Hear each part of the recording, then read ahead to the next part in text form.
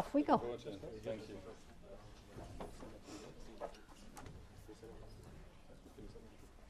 So, good morning. Good morning. Thank you.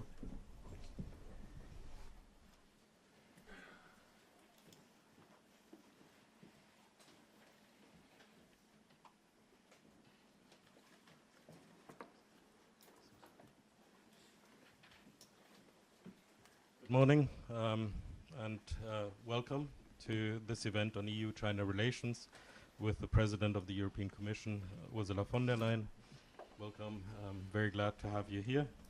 I'm Fabian Zulik, the Chief Executive of the EPC, and it's my pleasure to co-host this event together with Merix and Mikko Huotari. We at the EPC believe that cooperation between think tanks is very important, and that together we can increase the impact of what we think tanks do. So it's my pleasure to be able to work together for this seminal speech on EU-China relations. We truly live in a new era after the watershed moment of Russia's invasion, after all the global changes we have seen. And in the latest iteration of this perma-crisis, as we at EPC have called it, clearly the role of China is very important. It's very important to see how the global era is developing. The geopolitical commission is going to deal with an important country like China. So we are looking very much forward to the speech and the discussion which then will follow. And I'll hand over to Mikko to say a couple of words as well. Dear President, ladies and gentlemen, Fabian, a warm welcome also on behalf of the Mercator Institute for China Studies. Merix, my name is Mikko Huotari, I'm the Executive Director of this institute. We're very grateful for the opportunity to host this extremely important event and partner with EPC. I think it's a good expression of our cooperation in the past years. Our mission at Merix is getting China right, providing the best possible China analysis on developments in China, outside China, and on this most consequential relationship for the EU. We're grateful for the support of the Commission that has invested in independent knowledge on China over the past years, and we're very grateful for the support of our foundation and the partners and the members of our institute. And with that, I think I would like to hand over to the President for her speech, and we very much look forward to your introduction and then later to the discussion. Thank you so much for being here. Thank you.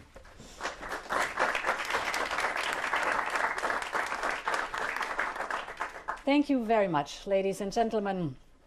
It's a real pleasure to be here at this very special event, co-hosted by two of Europe's most knowledgeable and independent-minded think tanks.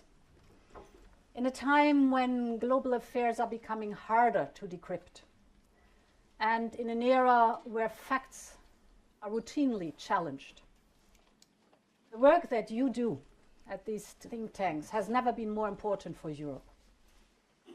Because it is only by having a deeper understanding of the world as it really is, not as we may wish it to be, that we can develop better informed policies.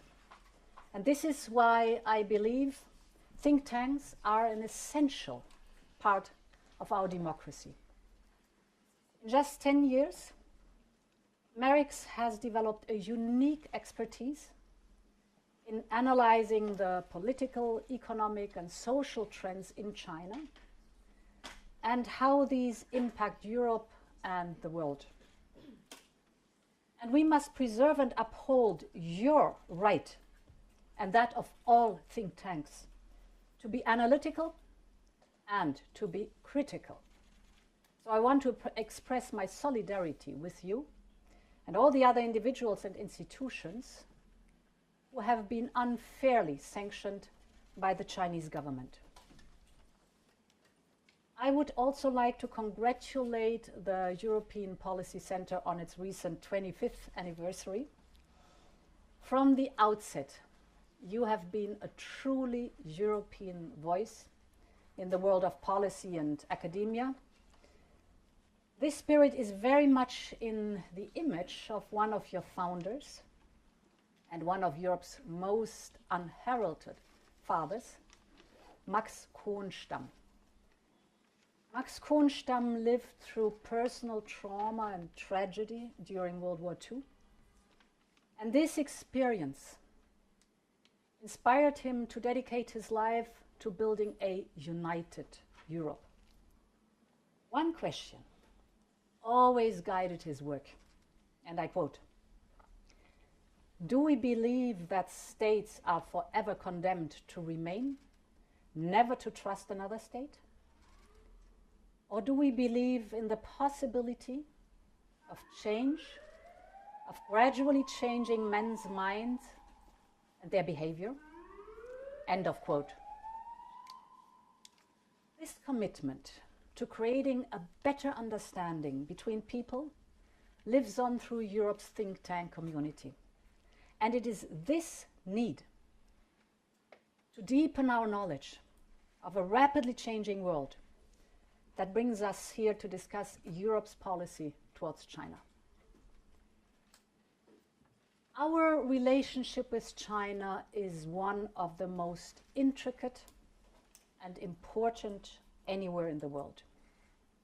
And how we manage it will be a determining factor. A factor for our future economic prosperity and national security. China is a nation with a unique history, dating back from early civilization through the rise and fall of dynasties. Its philosophers have shaped culture and society in much of today's world, from Lao Tzu's teaching about living in harmony with nature to the ethical values of Confucius. The four great inventions of ancient China, the compass, gunpowder, papermaking, and printing, revolutionized world civilization. But this latest era is in many ways one of the most remarkable chapters in that long, winding, and often turbulent history. In less than 50 years, China has moved from widespread poverty and economic isolation to be the world's second largest economy and a leader in many cutting-edge technologies. Since 1978, growth has averaged over 9% per year, and more than 800 million people were lifted out of poverty. This is one of the greatest accomplishments of the past half-century. China's reach stretches across all continents and global institutions, and its ambitions are far greater still. Through the Belt and Road initiatives, it is the largest lender to developing countries. And its economic, industrial, and military power puts into question any notion of China itself being still a developing country. We heard that last October when President Xi told the Communist Party Congress that by 2049 he wanted China to become a world leader in, and I quote, composite national strength and international influence, end of quote. Or to put it in simpler terms, he essentially wants China to become the world's most powerful nation. Given its size and global influence, it is positive that China's economy has eventually reopened after COVID. And it is good that our citizens, businesses, and diplomats are able to exchange once again. Because understanding each other starts with speaking with one another. But at the same time, we are concerned by what is behind this return to global stage. defining a European strategy towards China, defining what success looks like, must start with a sober assessment of our current relations and of China's strategic intentions. Our relationship with China is far too important to be put at risk by failing to clearly set the terms of a healthy engagement. It is clear that our relations have become more distant and more difficult in the last few years. We've seen a very deliberate hardening of China's overall strategic posture for some time. And it has now been matched by a ratcheting up of increasingly assertive actions. There was a stark reminder of that last week in Moscow during President Xi's state visit. Far from being put off by the atrocious and illegal invasion of Ukraine, President Xi is maintaining his no-limits friendship with Putin. But there has been a change of dynamic in the relationship between China and Russia. It is clear from this visit that China sees Putin's weakness as a way to increase its leverage over Russia. And it is clear that the power balance in that relationship, which for most of the last century favored Russia, has now reversed. Most telling were President Xi's parting words to Putin on the steps outside the Kremlin when he said, and I quote, "Right now there are changes, the likes of which we haven't seen for 100 years. And we are the ones driving these changes together." End of quote.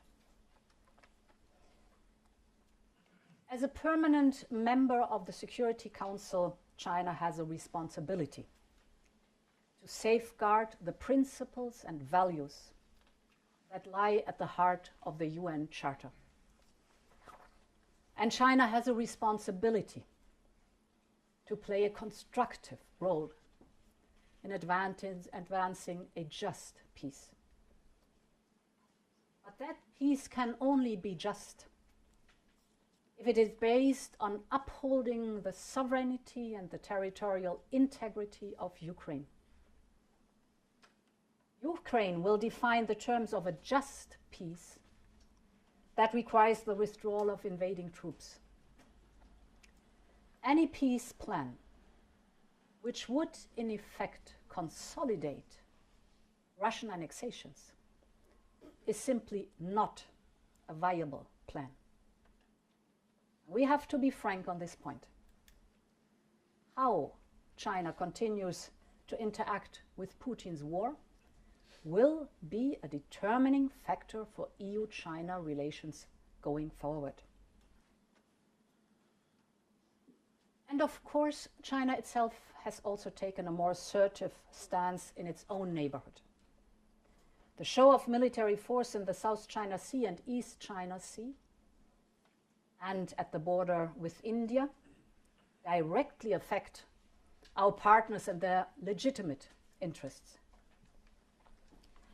We also underscore the importance of peace and stability in the Taiwan Strait. Any weakening of regional stability in Asia, the fastest growing region in the world, affects global security, the free flow of trade, and our own interests in the region.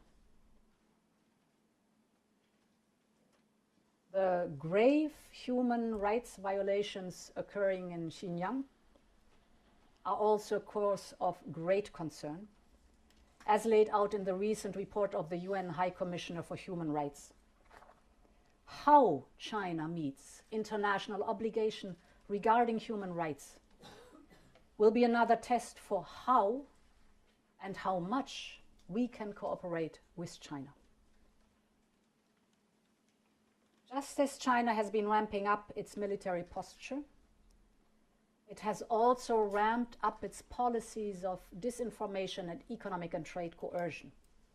This is a deliberate policy targeting other countries to ensure they comply and conform. We saw it when China responded to the opening of a Taiwan office in Vilnius by taking retaliatory measures against Lithuania and other European companies. We have seen it with popular boycotts against clothing brands, or speaking out on human rights, or with sanctions against members of the European Parliament, officials and academic institutions, or their take on China's actions. We've seen that member states increasingly have to deal with Chinese activities in their societies, which are not tolerable. And we have seen it in the region, for example, when China severely restricted Australian exports of barley and wine because of its government's questions on the origin of COVID. This is all part of a deliberate use of dependencies and economic leverage to ensure that China gets what it wants from smaller countries. Ladies and gentlemen, these escalatory actions point to a China that is becoming more repressive at home and more assertive abroad. There are three broad conclusions we can draw on how China is changing, which in turn must shape how our policies will need to change too. The first is that China has now turned the page on the area of reform and opening and is moving into a new era of security and control.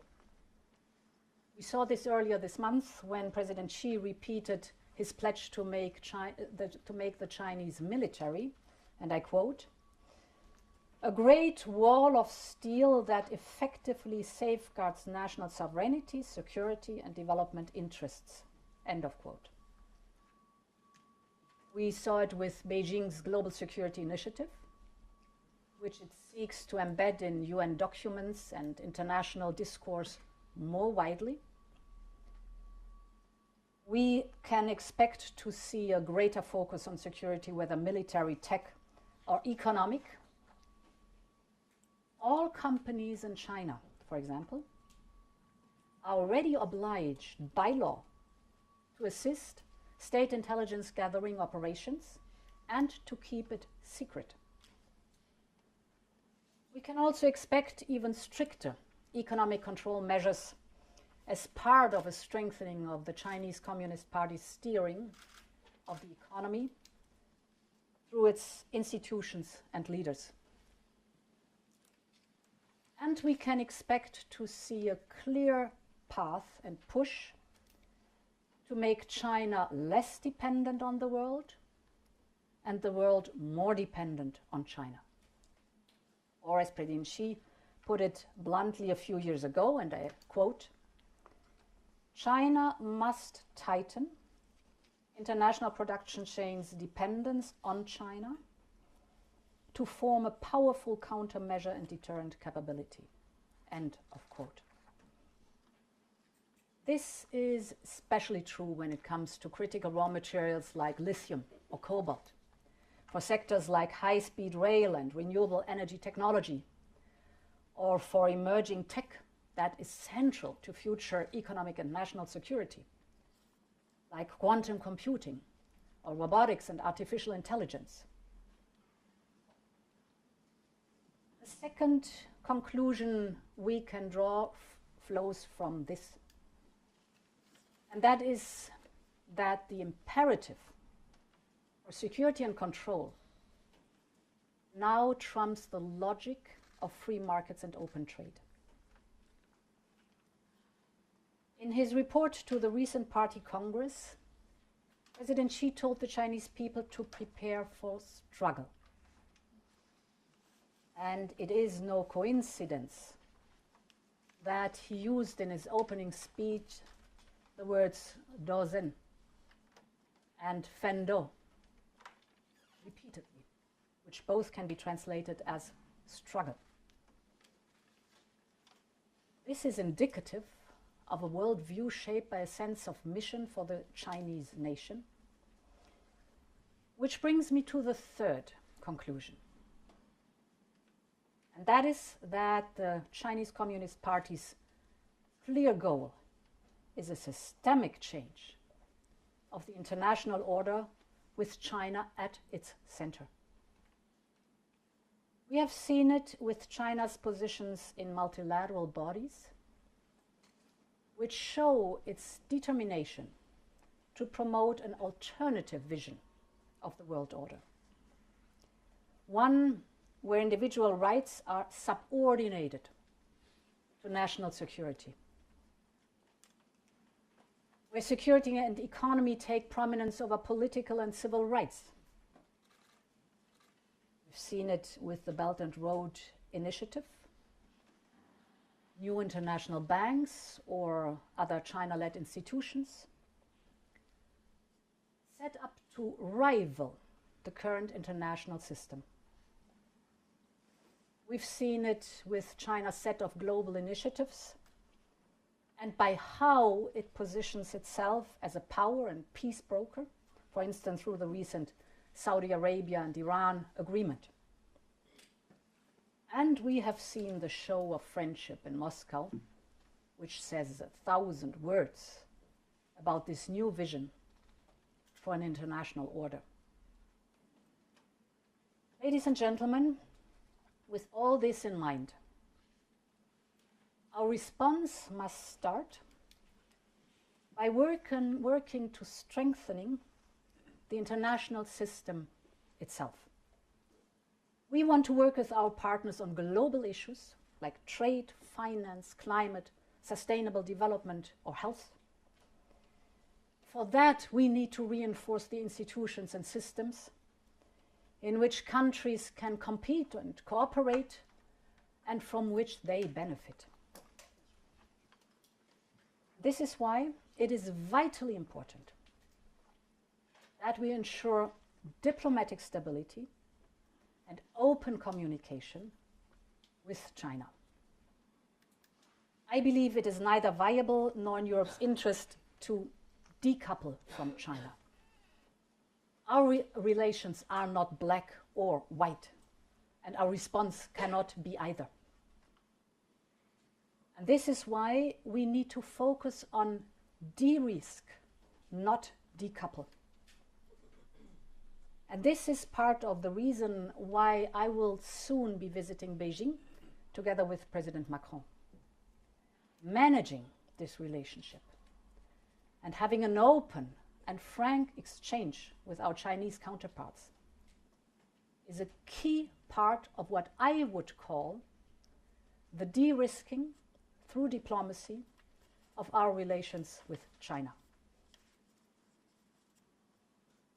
We will never be shy in raising the deeply concerning issues I've already set out. But I believe we must leave space for discussion on a more ambitious partnership and on how we can make competition fairer and more disciplined. And more broadly, we need to think about how we can work together productively in the global system in the future and on which challenges. There are some islands of opportunity that we can build on. Take climate change and nature protection.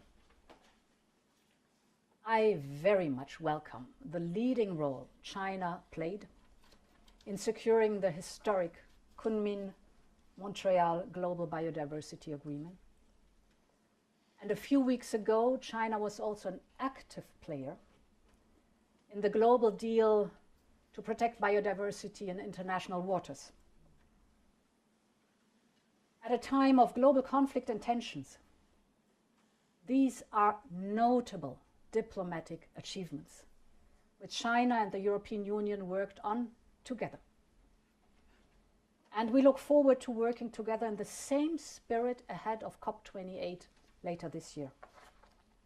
And this shows what can be done when interests align. And it shows that diplomacy can still work, whether on pandemic preparedness, nuclear non-proliferation, or global financial stability. The point here is that we do not want to cut economic, societal, political, or scientific ties. China is a vital trading partner, accounting for 9% of our goods exports and more than 20% of our goods imports. While imbalances are growing, most of our trade in goods and services remains mutual beneficial and unrisky. But our relationship is unbalanced and increasingly affected by distortions created by China's state capitalist system. So we need to rebalance this relationship on the basis of transparency, predictability, and reciprocity. We have to ensure that our trade and investment relations promote prosperity in China and in the European Union. The Comprehensive Agreement on Investment, the so-called CAI, for which negotiations concluded in 2020, aimed at such rebalancing. But we have to recognize that the world and China have changed significantly in the last 3 years. And we need to reassess the CAI in light of our wider China strategy. And we know there are some areas where trade and investment poses risks to our economic and national security, particularly in the context of China's explicit fusion of its military and commercial sectors. This is true for certain sensitive technologies, dual-use goods, or even investment which comes with forced technology or knowledge transfers. This is why, after de-risking through diplomacy, the second strand of our future China strategy must be economic de-risking. The starting point for this is having a clear-eyed picture on what the risks are. That means recognizing how China's economic and security ambitions have shifted. But it also means taking a critical look at our own resilience and dependencies, in particular within our industrial and defense space. This can only be based on stress testing our relationship to see where the greatest threats lie concerning our resilience, long-term prosperity and security. And this will allow us to develop our economic de-risking strategy across 4 pillars. The first one is making our own economy and industry more competitive and resilient.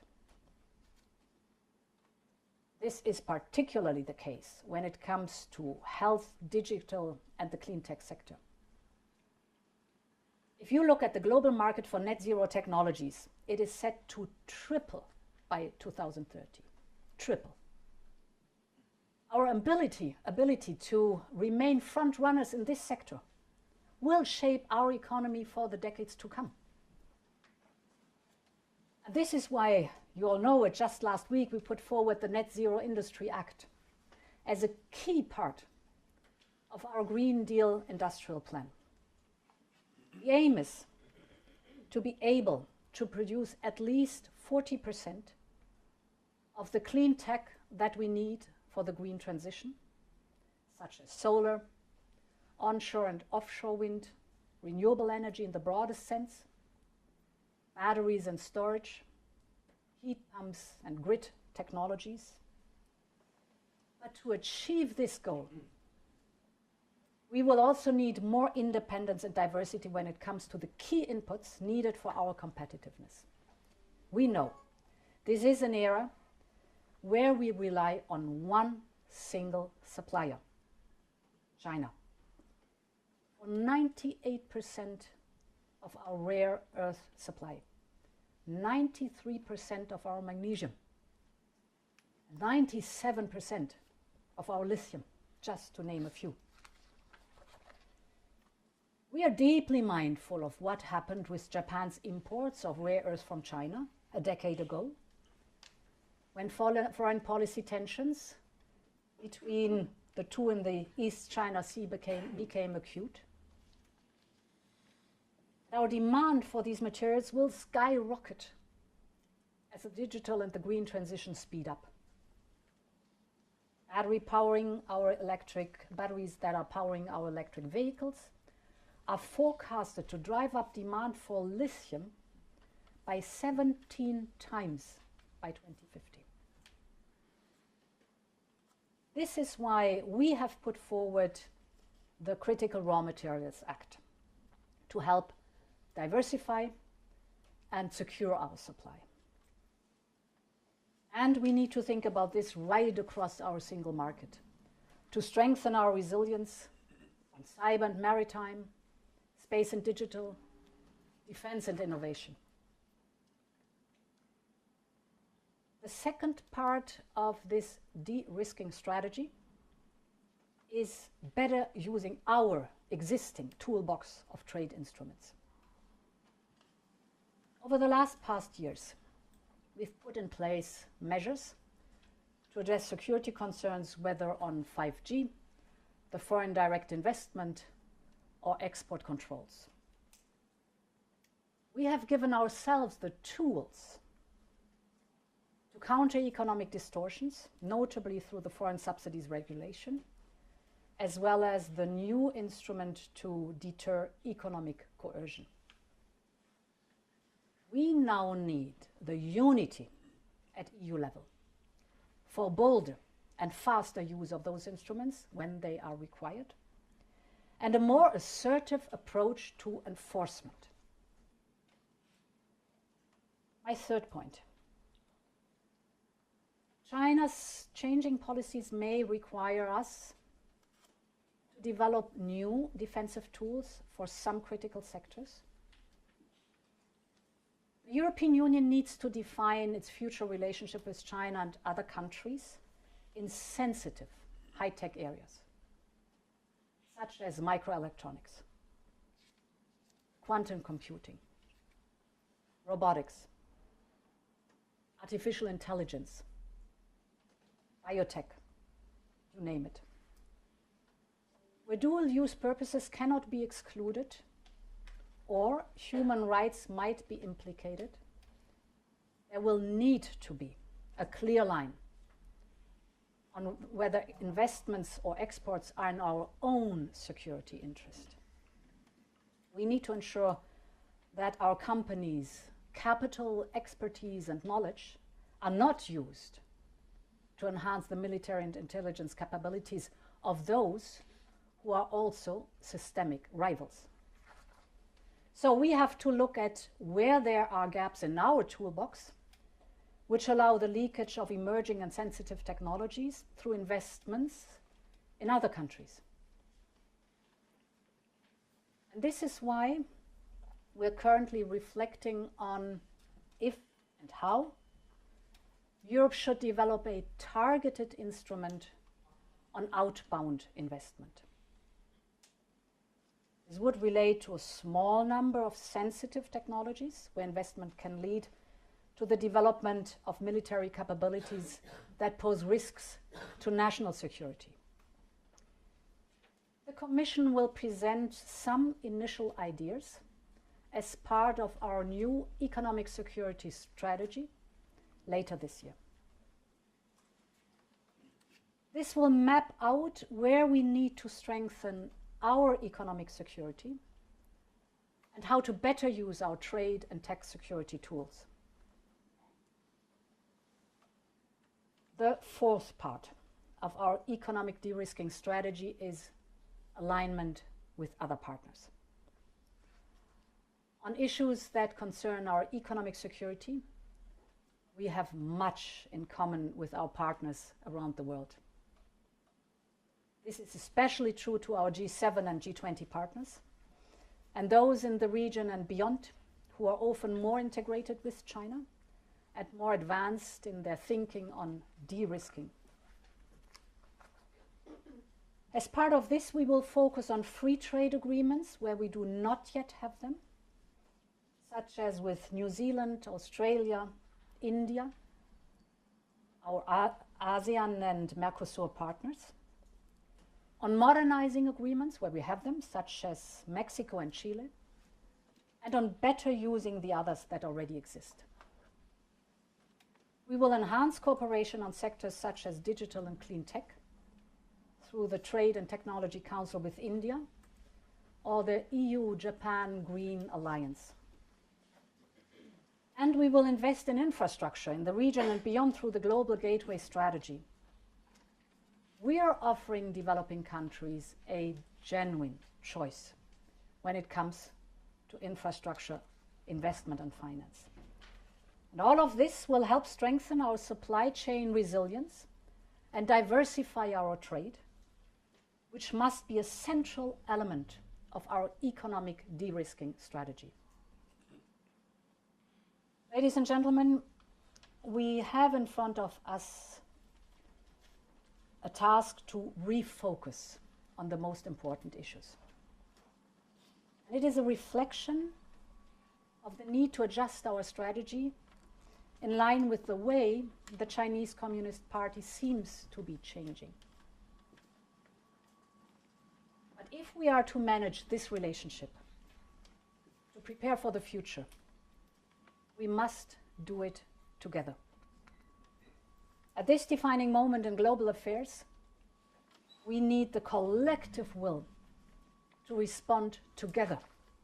A strong European-China policy relies on strong coordination between member states and EU institutions, and a willingness to avoid the divide and conquer tactics that we know we may face. But I also want to say that nothing is inevitable in geopolitics. China is fascinating and a complex mix of history, progress, and challenges. And it will define this century. But our story about how we relate to China is not yet fully written. And it need not be a defensive one. We must collectively show that our democratic system, our values, and our open economy can deliver on prosperity and security for people. And at the same time, we must always be ready to talk and work with those who see the world differently. Which brings me back to where I started, and Max Kornstam's line about working to gradually change minds and action. This is what you do every single day in your work, and this is what Europe will always believe in. Long live Europe, and many thanks for your attention. Thank you. Dankeschön.